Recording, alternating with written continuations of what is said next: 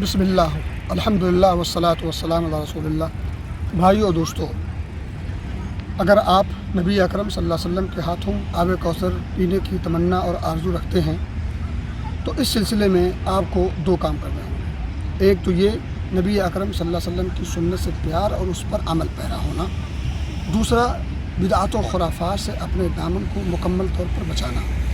اور اس چیز کو اگر جاننا چاہیں تو آپ صحیح بخاری کے اندر وہ واقعہ ملتا ہے کہ نبی اکرم صلی اللہ علیہ وسلم آب کوثر پر ہوں گے اور اپنے ہاتھوں سے آپ صلی اللہ علیہ وسلم آب کوثر اپنی امت کو پیش کر رہے ہوں گے۔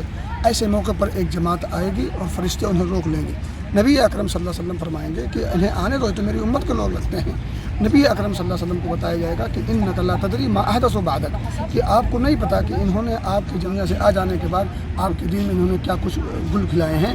ایسے موقع پر نبی رحمت صلی اللہ علیہ وسلم فرمائیں گے سحقا سحقا لمن غیر بعدی، کہ ایسے لوگ دور ہوں، ایسے لوگوں پر پھٹکار ہو جنہوں نے میرے بعد میرے دین میں تبدیلی کر دی۔ معلوم یہ ہوا کہ سنت کا مقام سمجھیں اور سنت پر عمل پیرا ہوں، اور بدعت و خرافات کی قباحت و شناعت کو سمجھتے ہوئے اس سے دوری اور اجتناب کریں۔